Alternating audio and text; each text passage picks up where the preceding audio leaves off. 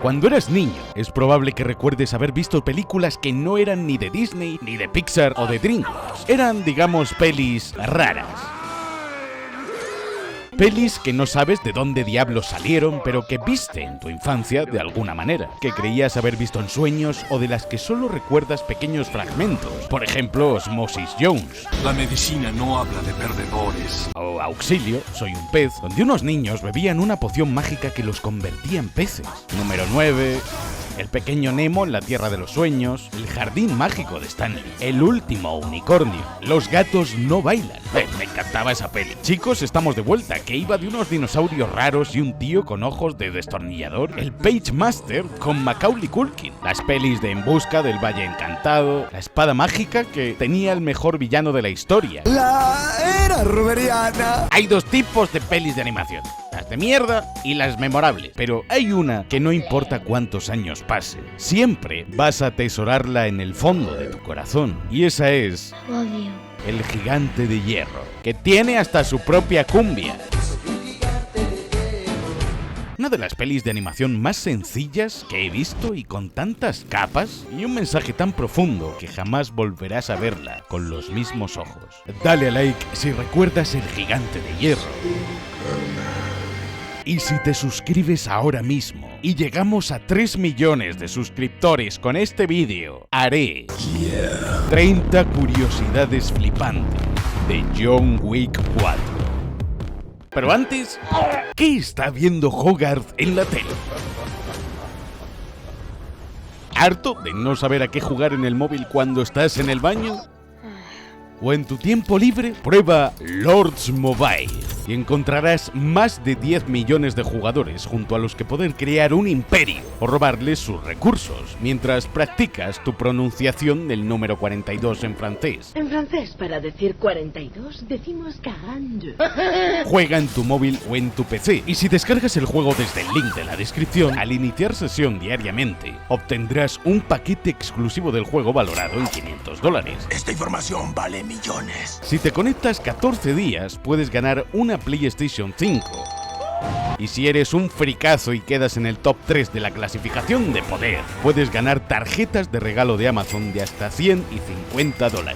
Ya sabes, juega a Lords Mobile.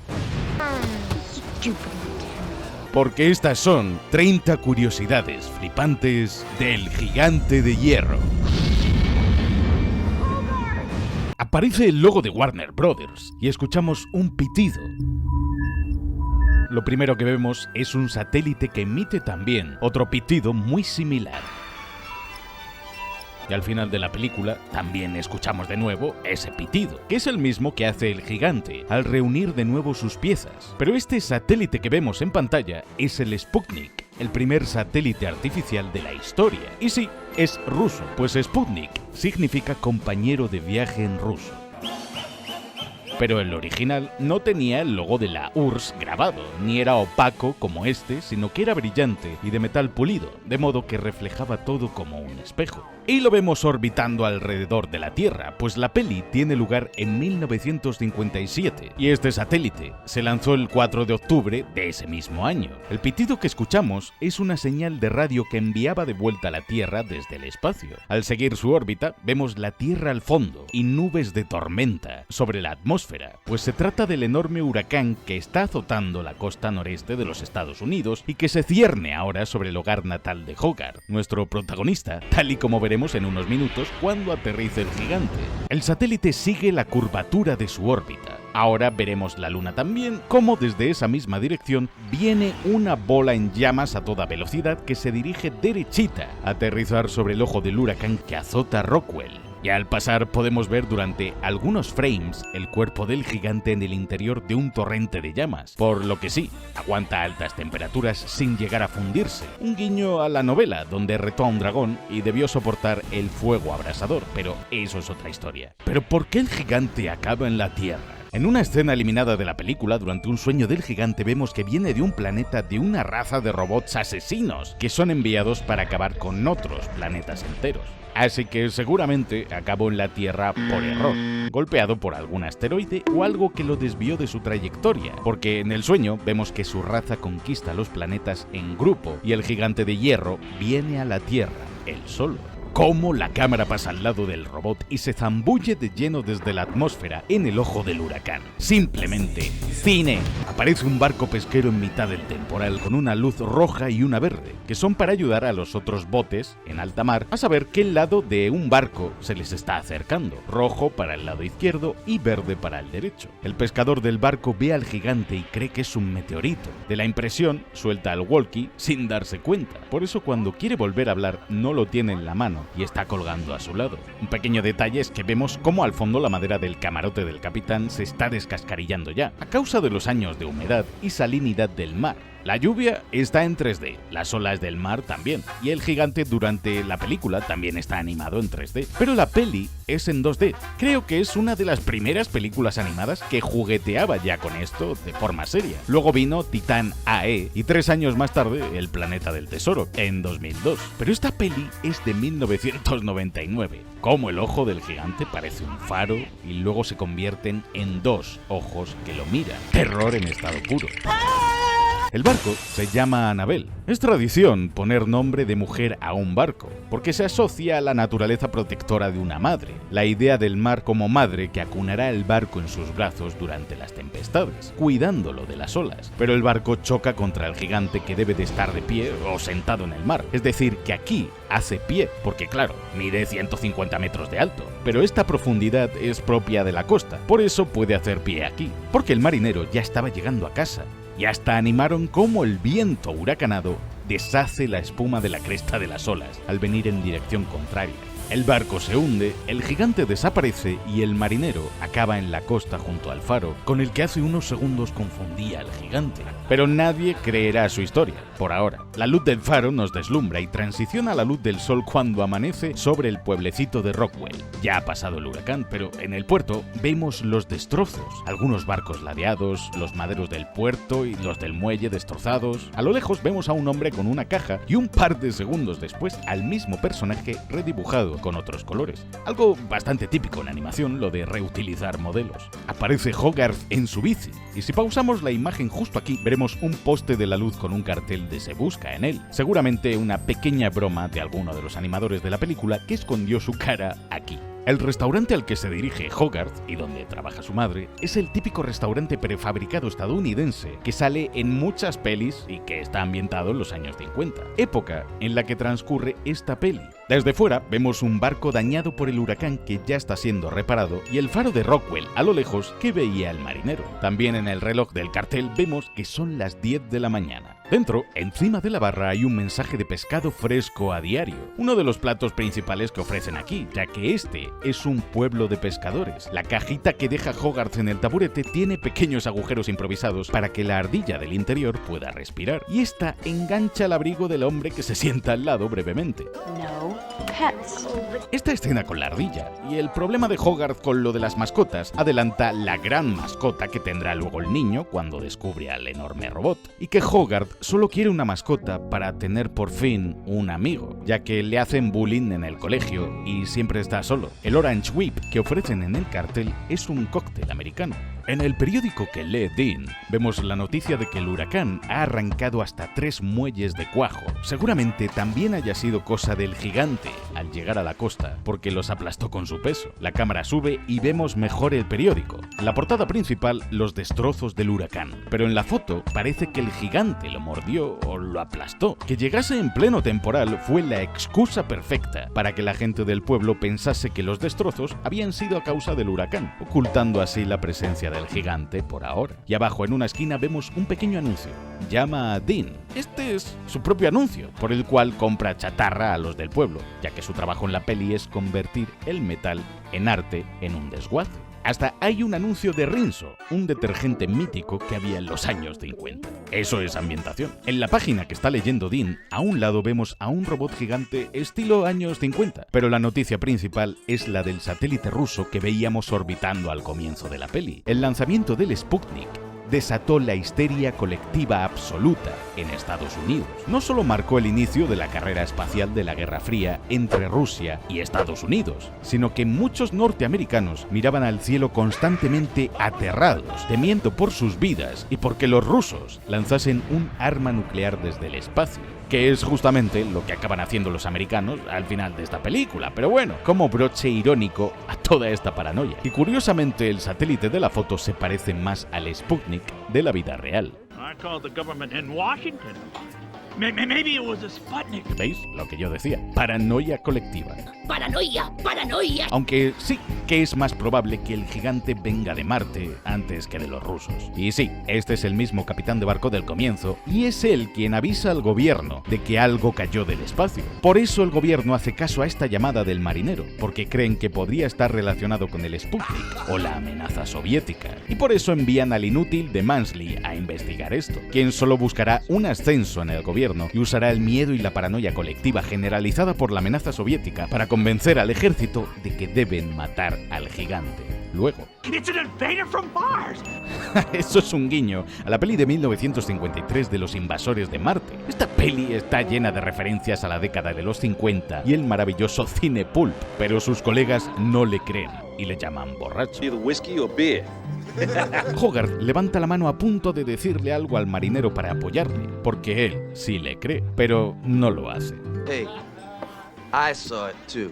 Por eso Dean mola tanto. Es un buen tío y todo un pasado. Oh, me encanta que se tomaron la molestia de dibujar la suciedad, restos de comida en el suelo, la pata de la mesa, migas. Adoro las expresiones faciales que hay en esta peli. Todos los personajes son hiperexpresivos. No hay un canon de belleza establecido, ni se intentan dibujar personajes bonitos, ni hay una estética Disney. Solo se busca que sean humanos y expresen emociones. Bueno, he dicho ya que me encanta esta peli. Y la ardilla la lía pardísima, tal y como era de esperar. Hello, this is Hogarth Hughes. Sí, el apellido de Hogarth es Hughes, el mismo apellido que el de Ted Hughes, el escritor de la novela del Gigante de Hierro original, que es muy diferente a la película. Por ejemplo, en lugar de volar contra un misil al final, se enfrenta contra un dragón del tamaño de un continente y lo envía al sol para derrotarle, o que los habitantes del pueblo entierran vivo al robot con sus tractores por habérselos comido. El hecho de que el niño coja el teléfono muestra lo acostumbrado que está a contestar él casi siempre en casa, ya que su madre siempre está trabajando hasta tarde y su padre murió. Era piloto militar que seguramente murió en la guerra de Corea y Hogarth pues no tiene amigos. Por eso el gigante llena ese vacío en la vida de Hogarth, convirtiéndose en su primer gran amigo. Y en la cafetería vemos al lado de la madre el calendario que está justo en octubre, fecha en la que transcurre la peli, coincidiendo con el mes de lanzamiento del satélite Sputnik. Hogarth dice que sí a su madre, que se acostará a las 8, que comerá solo y que no verá pelis de miedo. Y justo en la siguiente escena son ya las 9, está comiendo guarrerías y está viendo una peli de miedo. Lo que haríamos todos con su edad, vaya. Pero lo que come Hogarth aquí son Twinkies y los rellena de crema, algo que hacía el director de la película, Brad Bird, cuando era niño, y que el actor que ponía voz a Hogarth tuvo que comer para grabar su voz durante esta escena. La película que está viendo Hogarth es una parodia del cerebro del planeta Rose, una película del 57. Hogarth escucha un ruido extraño, que es el gigante de hierro, pero vuelve para ver cómo en la peli matan al tío. Todos de niños amábamos ver películas de miedo por el morbo que nos generaba ver cosas grotescas o prohibidas, aunque luego nos cagásemos encima. Pero se pierde la señal de la antena en el momento justo porque el gigante se la ha comido. Stupid antenna. Me encanta cómo la música y la escena y la tensión de terror que había en la peli continúa ahora con la secuencia de terror que vive Hogarth ahora. Hasta la linterna que lleva nos deslumbra a nosotros cuando nos apunta sin querer con ella. Y vemos cómo el gigante ha devorado ya medio tractor.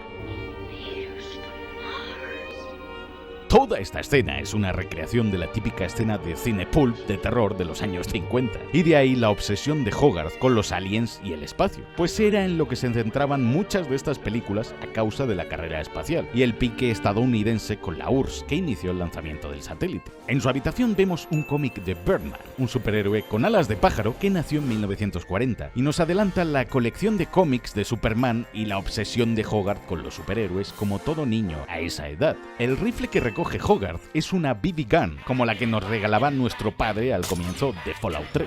Y el póster de atrás, otra parodia más de más cine pulp. El papel pintado del cuarto es como de estrellas, está obsesionado con el espacio. El casco que se pone era de su padre, ya que era piloto, y hasta Hogarth ahora forma con su arma como si fuese un soldado. Hay banderines del equipo de los Red Sox de Boston y un póster del Planeta Prohibido, que es igual que el póster original de la película de 1956. Hasta uno de los pósters promocionales del Gigante de Hierro parodiaban este tipo de pelis. El cómic que vemos sobre la silla al coger la chaqueta es La Amenaza Roja, un guiño a cómo los cómics también se convirtieron en un arma propagandística en los 50 y un medio de difusión para concienciar a niños y adolescentes de cómo la Unión Soviética era una amenaza para el pueblo estadounidense. Al salir de casa corriendo vemos en la puerta las botellas de leche, pues antes la leche en Estados Unidos se repartía casa por las mañanas junto con el periódico, un cliché de los años 50. Hogarth se adentra con 2 huevos en el bosque de noche. Batman, mira el tamaño de esas bolas. Y encuentra los árboles reventados por el paso del gigante.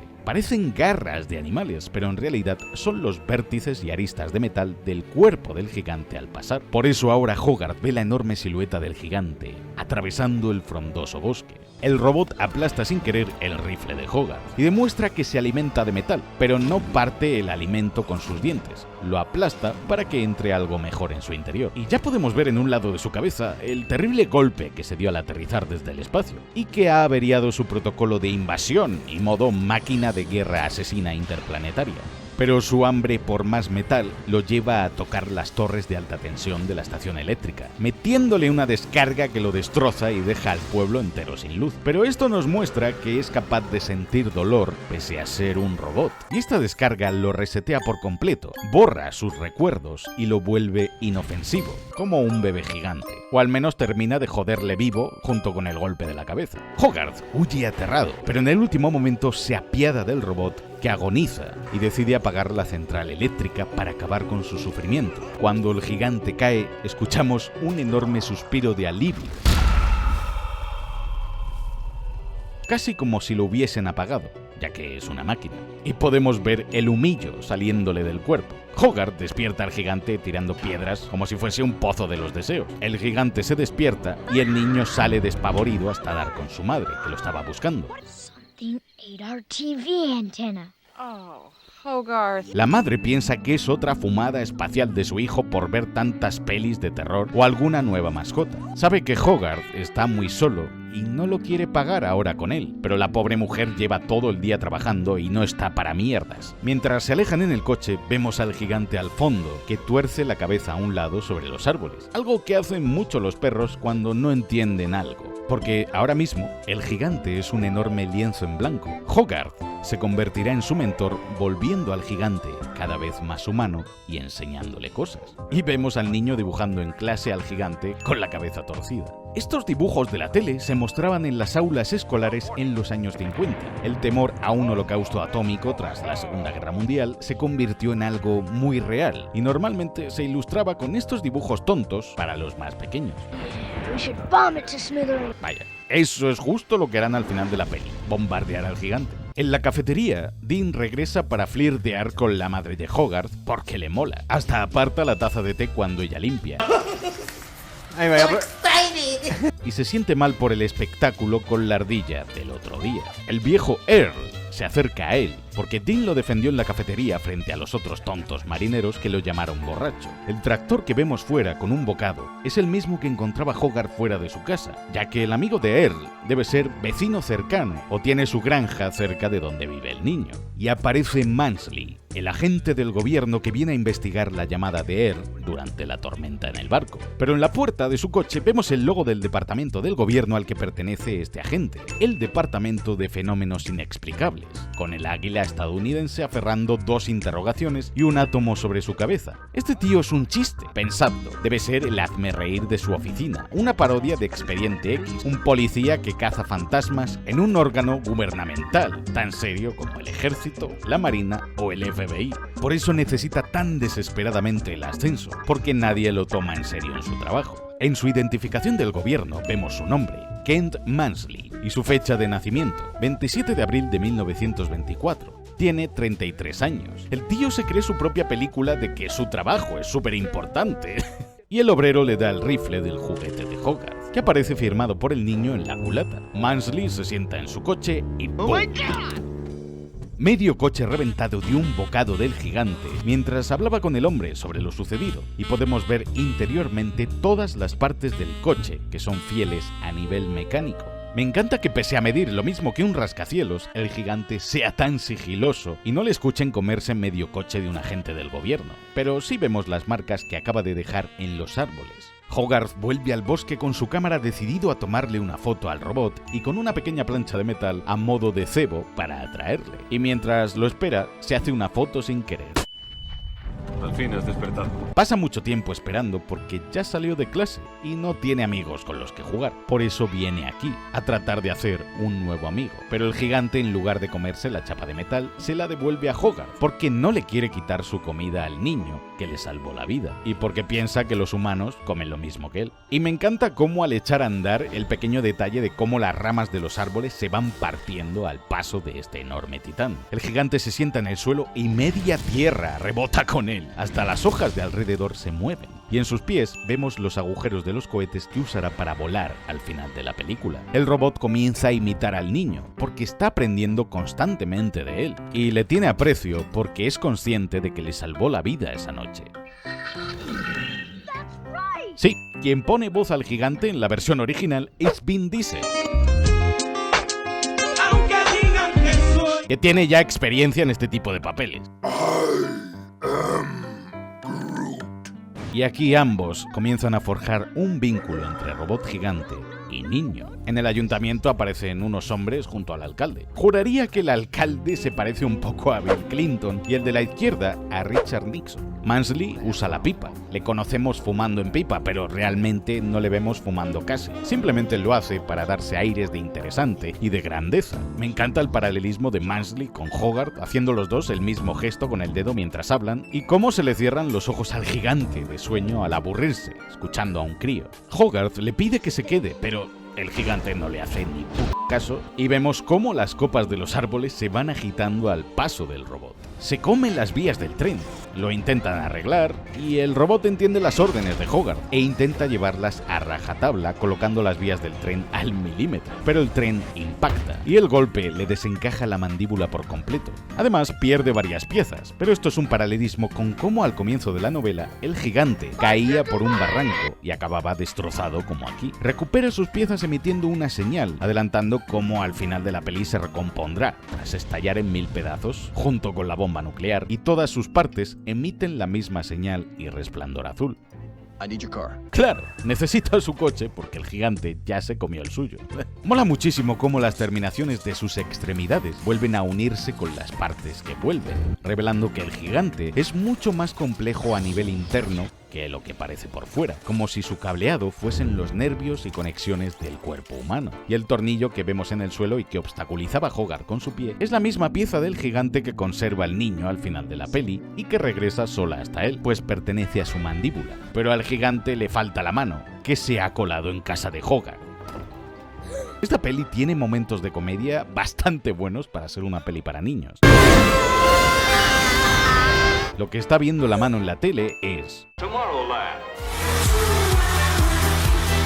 la atracción de Disney que mostraba cómo imaginaba la gente de los años 50, el mundo del futuro, y que hemos visto parodiado en tantas obras audiovisuales. Hasta se hizo una película en 2013 dirigida por el director del Gigante de Hierro, también director de Los Increíbles y Ratatouille. Cada día más basado Y sobre la tele hay una foto de Hogarth con sus padres. Y los dos hombres a los que interroga Mansley en la peli tras el accidente de tren son un tributo a Frank Thomas y Ollie Johnson, dos míticos animadores de Disney que trabajaron en esta película y en Los Increíbles. Hogarth tira una moneda para distraer a su madre y tira la repisa de las especias de la cocina entera, pero sobre la pared vemos la marca que deja el mueble al caer del tiempo que llevaba ahí colgado. Hogarth le cierra la puerta en la cara a Mansley y al volver a abrir podemos ver cómo ya el agente no tiene cara de ser tan amable.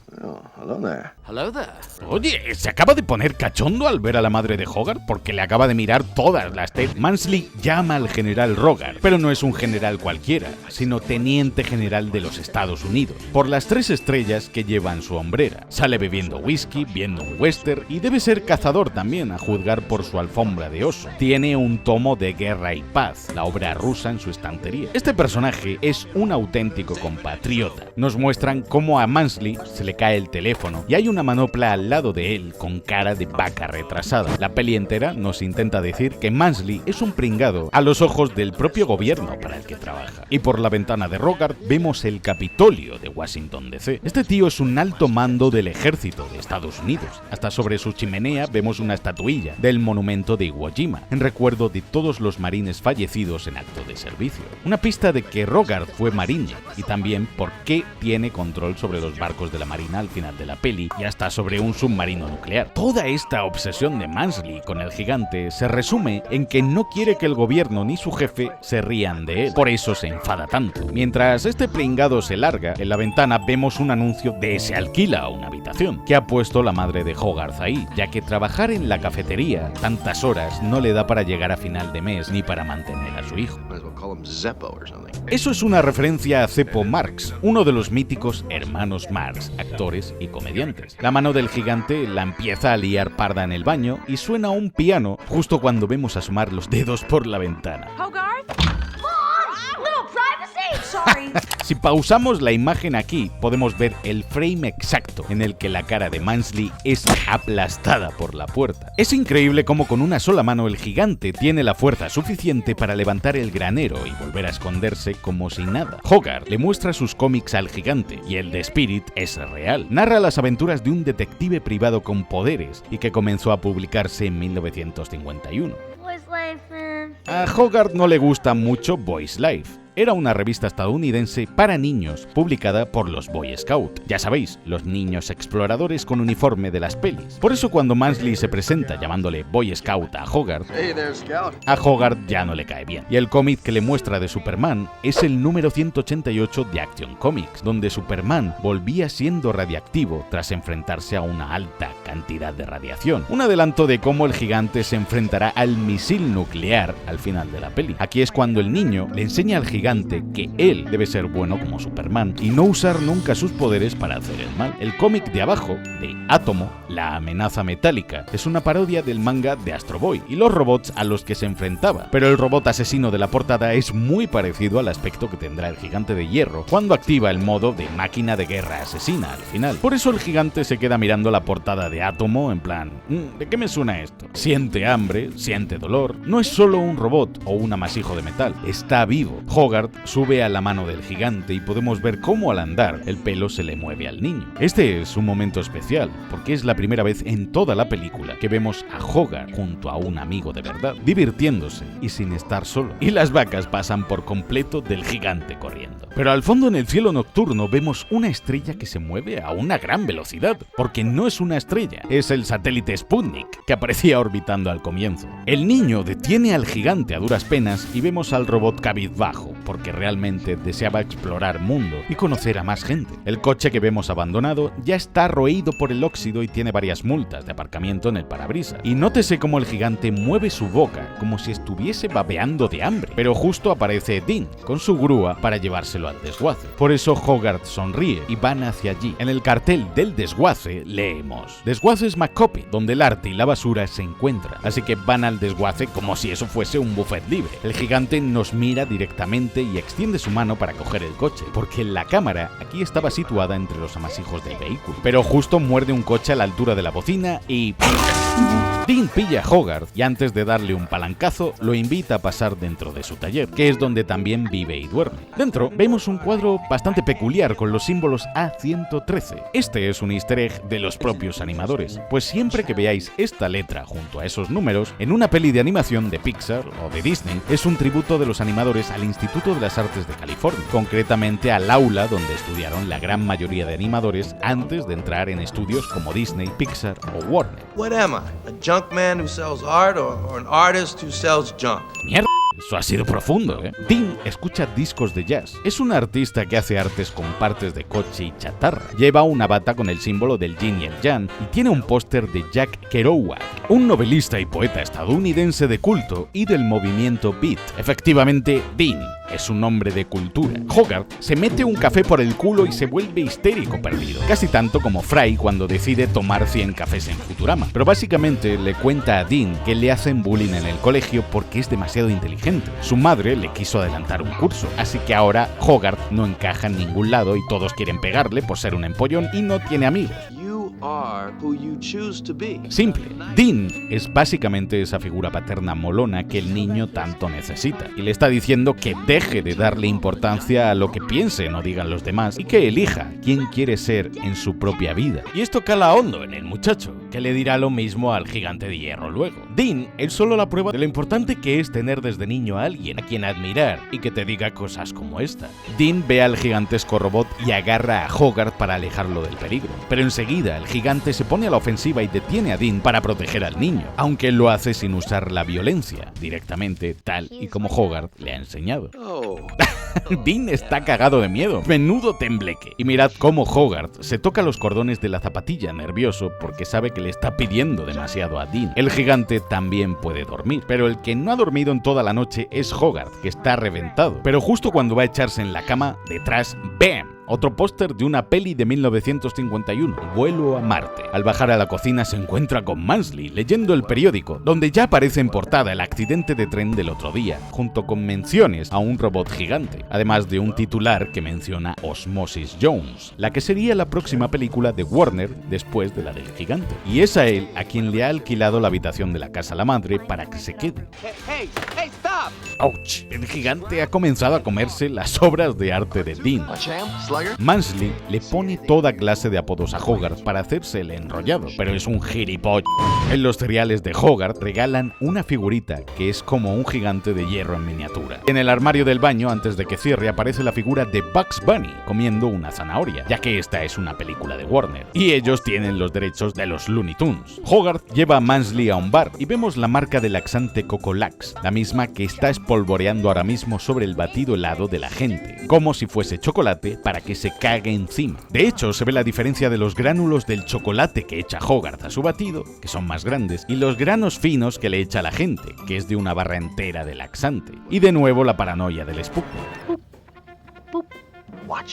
Los americanos realmente creían que los rusos les espiaban las 24 horas del día con el satélite, pero nadie tenía una tecnología tan avanzada en aquel entonces. La lengua se le pone blanca a Mansley de toda la nata que lleva el helado. Hogarth se golpea la cabeza con la pared al retroceder y Mansley se despeina al dirigir toda su desesperación y frustración hacia el niño. En el desguace, Dean ha encontrado en el gigante un ayudante nuevo, que lo ayuda a hacer obras de arte mucho más grandes, y Hogarth lo emplea para hacer una simulación de entrenamiento High-G, que es lo que deben hacer muchos aviadores y astronautas para someterse a altos niveles de aceleración G en enormes centrifugadoras. Y una forma de decirnos que Hogarth también quiere ser piloto como su padre. Y el gigante sigue imitando al niño. El auto mordisqueado que investiga ahora Mansley tiene de nuevo la matrícula de A113 y el laxante aún le sigue haciendo efecto. Pero Mansley encuentra la cámara que dejó tirada Hogarth al huir en el bosque cuando trataba de reencontrarse con el gigante. Y en el periódico que lee Dean en el lago hay una foto de Elrond, el marinero, y su confesión sobre el meteorito que vio, aunque ahora dicen que fue un ovni. El gigante salta sobre el lago y casi lo deja sin agua, hasta se ven a los peces nadando en la corriente, un mapache y a Dean, que no ha perdido sus gafas al menos. Mansley ha montado un estudio de revelado analógico de fotos en el baño de casa de Hogarth y está revelando las fotos de la cámara del niño, donde encuentra las evidencias que tanto buscaba de la existencia del gigante.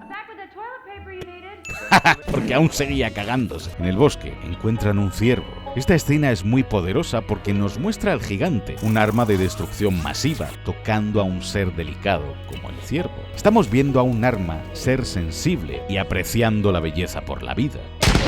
Acto seguido, unos cazadores matan al ciervo sin piedad con sus rifles. Es la primera toma de contacto del gigante con la muerte, con qué significa morir y con cómo al final cree que los militares han matado a Hogarth.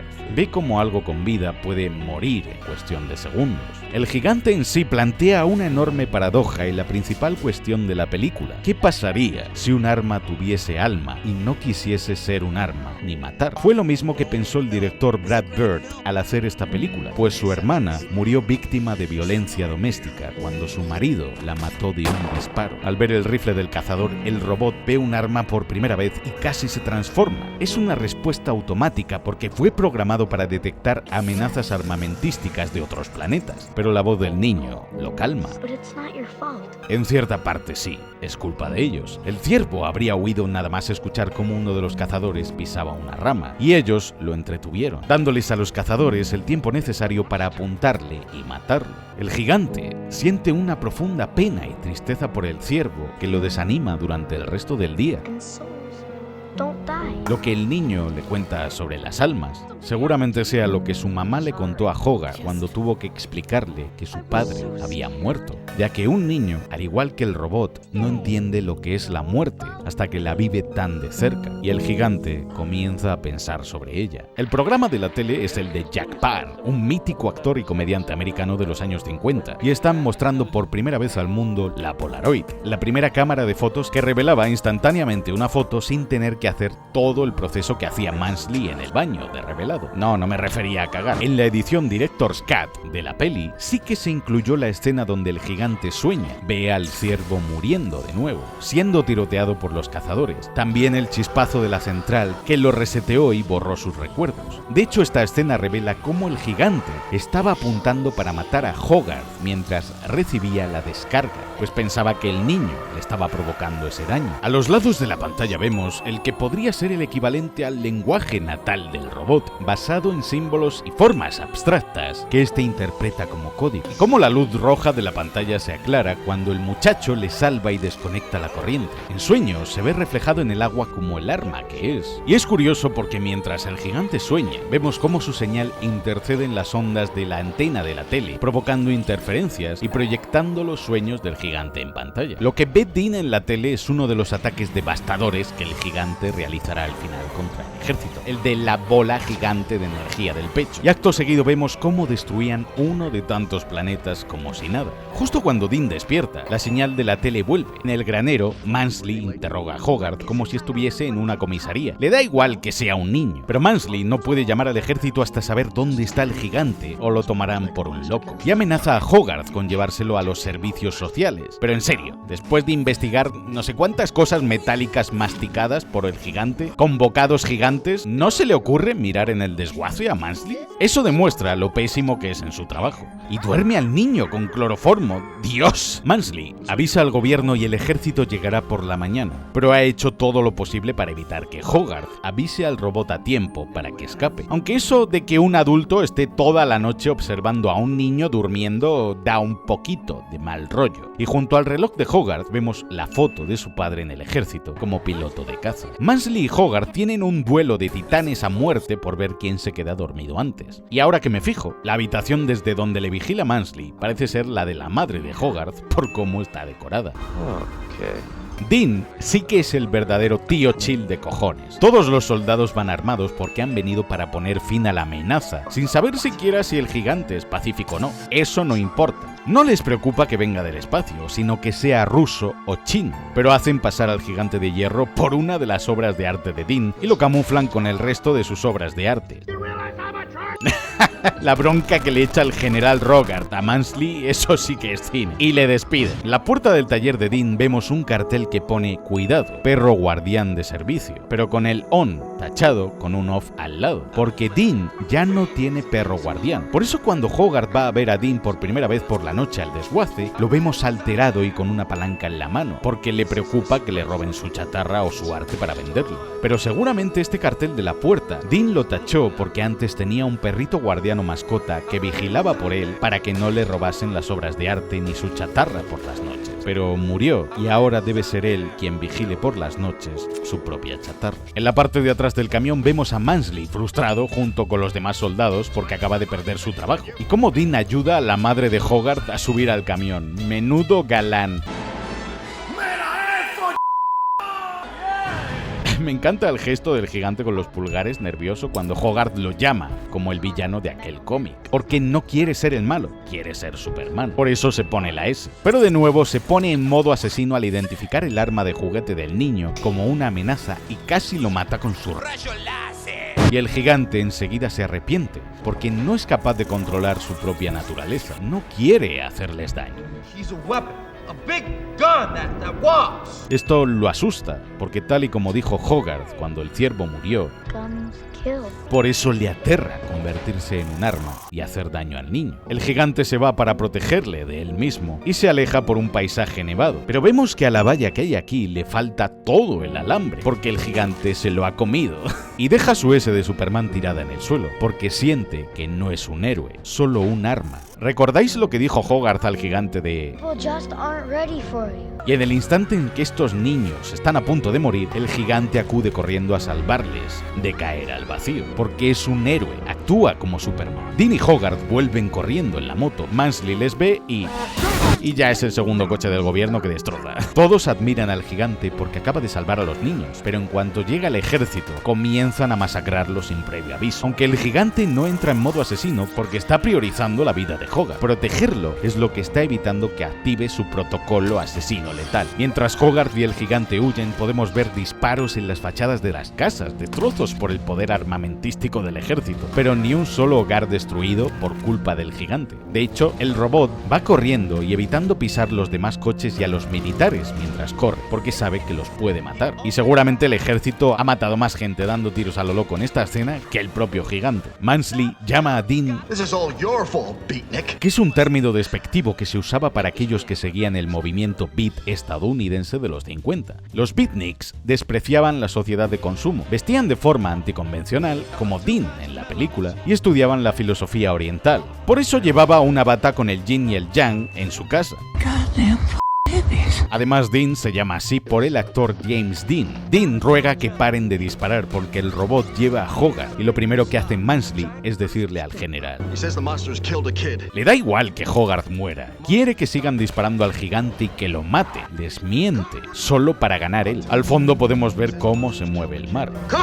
Y viajamos hasta el despacho Oval, donde vemos al presidente de espaldas, quien en aquellos años era Dwight Eisenhower. El ejército manda a las fuerzas aéreas y cazas de combate que despistan al gigante, que para evitar pisar un autobús escolar cae por un barranco, momento en el que empieza a volar y los propulsores de sus pies hacen hervir el agua del mar de lo calientes que están para poder levantar todo el peso del gigante, como si fuese un cohete de la NASA, haciendo que salga vapor. Adoro este plano del gigante volando hacia arriba mientras la madre les observa ascender hacia el cielo, porque muestra el verdadero tamaño del gigante y su majestuosidad. El robot comienza a volar imitando la pose de Superman en los cómics. Los cazas disparan, pero es el propio gigante quien detiene su propio protocolo de defensa. Pero el metal del que está hecho está claro que es de otro mundo, porque no sufre ni una sola bolladura, pese al impacto de los misiles de los cazas. Pero le acaban haciendo daño y al caer, el gigante protege a Hogarth con todo su cuerpo para evitar que el niño salga herido. Hogarth parece haber muerto y el gigante trata de moverlo, tal y como hizo con el ciervo. Cree que el niño está muerto y su primera reacción es llorar por haber perdido a su mejor amigo. Pero Mansley ordena que le disparen y entonces la bolladura de su cabeza se arregla automáticamente, pues el modo de defensa repara los daños físicos del robot por defecto. Y por favor, ¿podemos apreciar lo muchísimo que molan las armas del gigante? Cada brazo tiene un arma distinta y las animaciones que tiene cuando se transforma o cambia de arma son cine. El primer disparo hace volar al tanque, pero la burbuja eléctrica que envuelve al segundo tanque lo desintegra al instante y lo hace desaparecer al momento. No solo saca 3 3 rayos láser por la parte de arriba, sino que esconde su cabeza en el pecho como una tortuga y la protege con una especie de pecera gigante. La parte de abajo también se transforma porque ahora sus piernas se han abierto para dar lugar a más cañones que tenía escondidos en el cuerpo. Todo el gigante y cada parte de él es un arma. Luego usa esta especie de disco giratorio rarísimo con pinzas que lanza descargas eléctricas súper rápidas. Las armas que usa el robot y su diseño en el modo combate es totalmente el estilo de las pelis pulp sobre amenazas extraterrestres o robóticas de los años 50. Han traído hasta buques de la marina para matar al robot. Vaya despliegue de medios. Entre la confusión y el caos vemos a Earl, el marinero del comienzo. Esto es por tu culpa, Earl, maldita sea. Pero lo cierto es que el robot no está matando a nadie, solo está disparando para destruir a los tanques y las armas del ejército, no a los soldados ni a los ciudadanos, porque es un arma que destruye otras armas. Nautilus es el nombre del submarino que usaba el capitán Nemo en 20.000 leguas de viaje submarino. Por eso luego vemos a un submarino nuclear lanzar la bomba. Hogarth despista al gigante y evita que el disparo del pecho alcance a uno de los buques. Pero este ataque parece una versión por 1000 de las burbujas que desintegraban instantáneamente cualquier cosa. Exacto, lo mismo que le decía Dean al niño cuando le habló sobre el acoso que recibía en el colegio. You are who you choose to be. El gigante reconoce al niño y comienza a mirarse avergonzado mientras se destransforma por ver en lo que se había convertido, en algo capaz de matar. El general se da cuenta aquí de que Mansley le mintió para que abriesen fuego contra el gigante, pero Mansley ordena que disparen el misil, aun a riesgo de que todos mueran, porque es imbécil. Lo que propone hacer es justo lo que recomendaban hacer los dibujitos animados en la clase de Hogarth, algo totalmente inútil e infantil. Una muestra más de que Mansley es un cobarde, y según es consciente de que van a morir, trata de huir como una perra al grito de que le den al país y el gigante le detiene. Pero nadie más en la ciudad huye, porque ya es demasiado tarde para alejarse del radio de la explosión. El gigante mira a la gente, preocupado. No quiere que nadie muera, y menos por su culpa. Alza la vista al cielo con determinación, porque enseguida sabe qué es lo que debe hacer.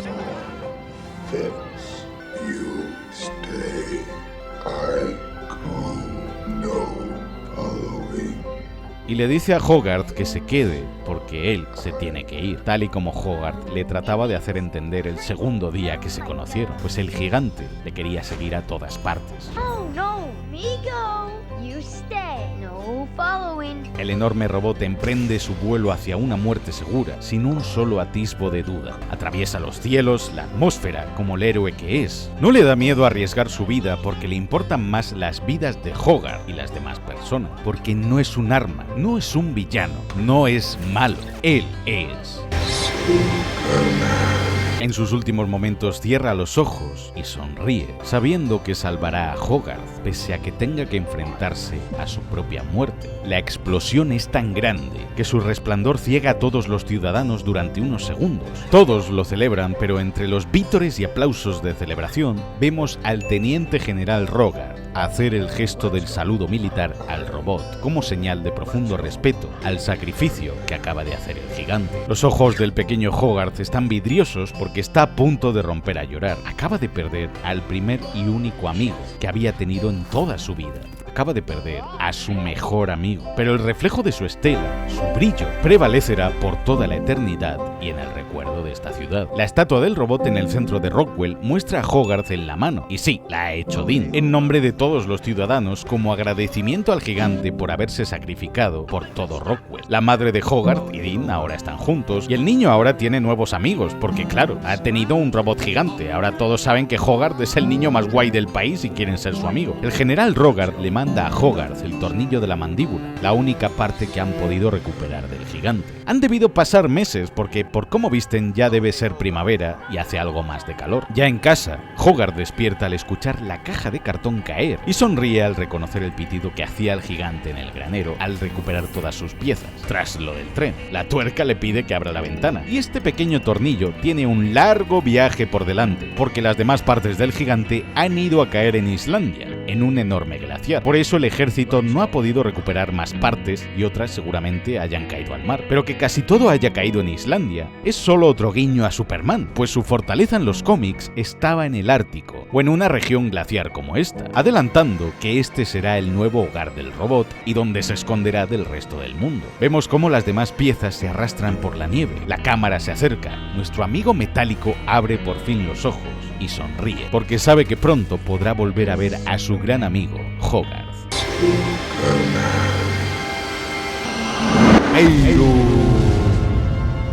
Hablemos de la mejor escena de la película.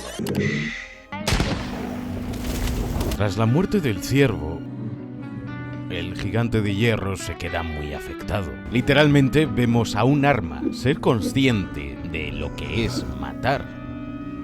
Es lo más parecido a ver a un niño pequeño ser consciente de lo que es la muerte por primera vez en su vida. La primera vez que de niño fuiste consciente de que tus seres queridos algún día morirán y que todo en algún momento acabará. Ese momento se hunde como una piedra en ti hasta lo más hondo de tu ser y te hace contemplar el techo cada noche pensando, ¿qué pasa cuando morimos?